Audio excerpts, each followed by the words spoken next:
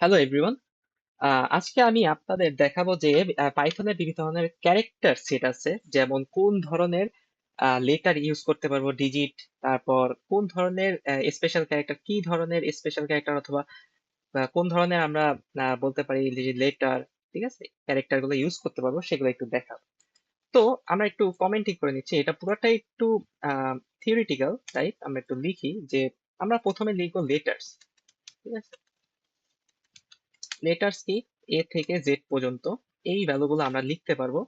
আমরা হচ্ছে পাইথনে প্রিন্ট করতে যাচ্ছি আসলে এগুলা, ঠিক আছে। এগুলা কোন ধরনের হতে পারে, এ থেকে জেড, ছোট হাতের এ থেকে জেড এগুলা। এরপর হচ্ছে ডিজিটস। ডিজিটস এর মধ্যে কি আছে, 1 থেকে 9 পর্যন্ত, সাথে হচ্ছে কি জিরো, জিরো সহ 1 থেকে 9 পর্যন্ত। এরপর আছে বিভিন্ন ধরনের স্পেশাল ক্যারেক্টার, ঠিক আছে।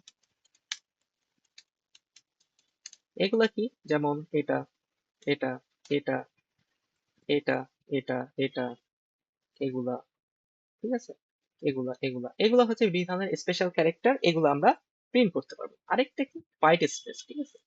আমরা যে আমাদের কিবোর্ডে যে হোয়াইট স্পেসটা আছে, ওইটাই আসলে এখানে থাকতে পারে, ঠিক আছে। আহ আমরা এটাকে প্রিন্ট করতে পারি, কিন্তু যখন প্রিন্ট করব, যখন আমাদের এইটাও একটা ক্যারেক্টার, ঠিক আছে, যখন আমাদের যদি লেন্থ আমরা জানতে চাই, তখন এইটার ভ্যালুটাও আমাদের শো করবে, ঠিক আছে। এইটার ভ্যালুটা ওরা গুনবে যখন আমরা প্রোগ্রামকে, যদি কোনো একটা নাম আমরা জানতে চাই, অথবা কোনো ধরনের স্পেস কতটুকু, হোয়াইট স্পেস কতটুকু, এটাও একটা ক্যারেক্টার হিসেবে ওরা গণ্য করবে, ঠিক আছে। আরেকটা হচ্ছে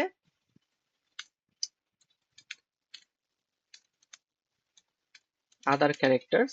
এগুলো হচ্ছে ইউনিকোডের যত ধরনের ক্যারেক্টার আছে। যেমন ইউনিকোড কোনগুলা, যেমন আমরা বলতে পারি যে বাংলা ভাষায় একটা ইউনিকোড আছে, ইউনিকোড ভ্যালু আছে, হিন্দি ভাষার আছে, তারপর হচ্ছে ইংলিশ ভাষার আছে, মান্দারিন ভাষার আছে, বিভিন্ন ধরনের ভাষার আমাদের এক একটা ইউনিকোড থাকে, ঠিক আছে। ওই ইউনিকোড গুলোকে আমরা কি করতে পারবো, পাইথনে প্রিন্ট করতে পারবো, ঠিক আছে। তো পাইথন এগুলো সাপোর্ট করে। এরপর হচ্ছে আমরা জানবো যে কিওয়ার্ডস কি, যেমন একটা প্রোগ্রামিং ল্যাঙ্গুয়েজের বিভিন্ন ধরনের কিওয়ার্ডস থাকে, ঠিক আছে। একটু দেখি, কিওয়ার্ডস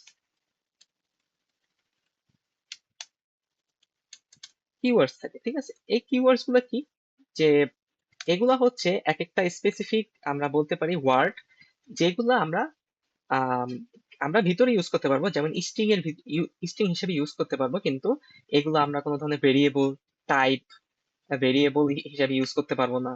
এরপর হচ্ছে ক্লাস হিসেবে ইউজ করতে পারবো না। এগুলো হচ্ছে আমাদের একটু রেস্ট্রিকশন আছে। তাহলে এরকম অনেকগুলা কিওয়ার্ডস আছে, যেমন এন্ড, একটু লিখে নিই আমরা, তাহলে আমাদের বুঝতে সুবিধা হবে। And, as, assert, break, class, continue, if, else if, তারপর এলস, এগুলা, ঠিক আছে। এরকম অনেকগুলো আমাদের কি বলবো, যে এন্ড, ঠিক আছে, অর, এগুলো আমাদের অনেক ধরনের এই স্পেশাল আছে, কিওয়ার্ডস আছে, এগুলো আমরা ইউজ করতে পারবো না, ঠিক আছে। ক্লাস ডিক্লেয়ারের ক্ষেত্রে, মেথড ডিক্লেয়ারের ক্ষেত্রে, অথবা ভেরিয়েবল ক্রিয়েটের ক্ষেত্রে এগুলো আমরা করতে পারবো না।